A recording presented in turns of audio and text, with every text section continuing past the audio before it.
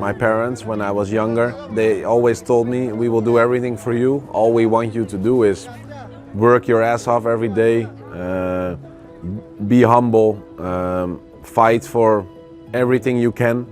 And as long as you do that every day and you look yourself in the mirror of the end of the day and you can tell yourself that you did everything, I feel like that's the most important thing for me.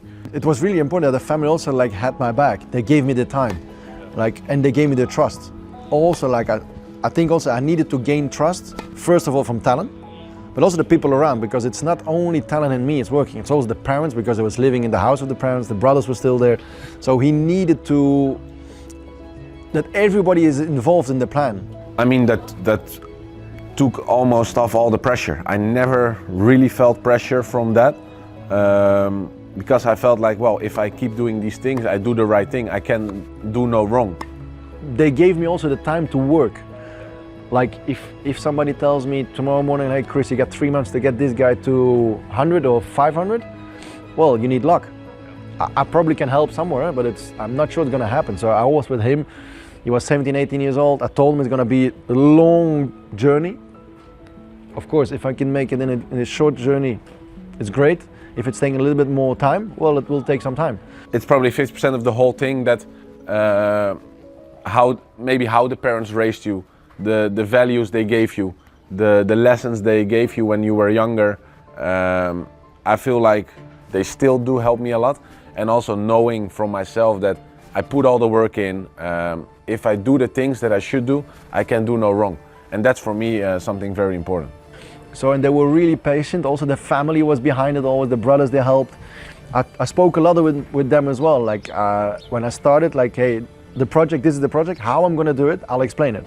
I'm not gonna come in and say like, I'll do it. No, I'm gonna explain you like why we're gonna play these tournaments, why we go there. I think he needs to travel sometimes alone when he was younger, to also to analyze everything by himself, not always having somebody on his back. We were watching, let's say, I think 3 or 4 hours a day we were watching tennis. And I was asking him a lot of questions like, how do you feel about this guy? How do you think he should play? How is he playing? What you should do against him?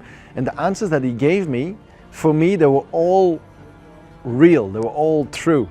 So I told him like, man, from the outside, you can see it. So if now you can have the shots, the forehand, the backhand, the serve, the returns, to make it all happen, it will take time. But I think you can make the difference with this. First of all, I wanted him serve better. Whenever he was serving better, he could take more risk on the returns. He was a big guy already. He was a strong guy when he was younger, but he couldn't defend. So every tennis player today, they can all attack. That's not a problem, but then they need to learn how to defend, when to play which ball. And this is the thing, like he needed to have some discipline in this. And actually, yeah, this is the way I work. Like I had a big plan and the plan worked out. Trust the process, keep working. I'm someone who really believes in hard work pays off. I feel like if you keep working, if you keep putting the right things in, you're gonna be paid at some point, whatever it's gonna be. But you're gonna have something that will show you why you put all the work in. I made mistakes during my career. I made a lot of mistakes. I was too nervous before matches, or I didn't do the mental preparation for matches. I didn't do the physical workouts after matches or the cooling downs. I think of myself, I didn't do enough. My coaches, they said I did enough, but I feel like I could have done more. So I don't want him, the moment he stops playing tennis, in 10 years, 5 years, doesn't matter, that he's thinking, oh, I haven't done this enough, or I should have do this more. Or... To be honest, all I'm trying, or all I want to tell myself after my career is when I look in the mirror and at least tell myself, well, I did everything I could, wherever it brings me. I don't want to have any regrets, like not doing things or not investing in certain things. Just try to get everything out of it. The parents having your back, it's one of the most important things you need to have. Also to explain the parents how you're going to work and the role of the parents. I think whenever the parents take over the role of the coach or try it, they're losing also the relationship mother-father with the kid. And this is the worst you can have.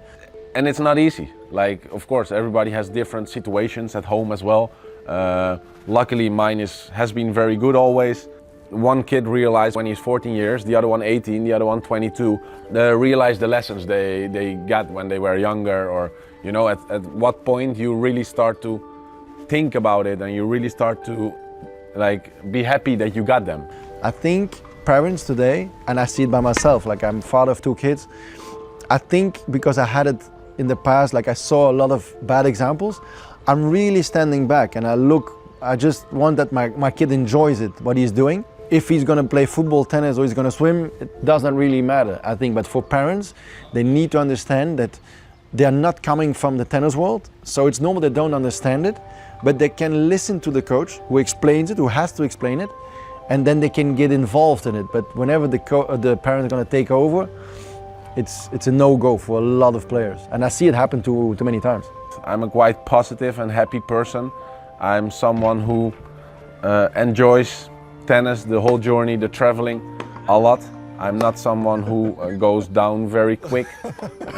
I also like to be away from tennis sometimes for 2-3 days, and then whenever I pick up my racket again, I always feel like the little kid again who picks up the racket and who is just completely in love with the game and especially in love with the competing part of tennis.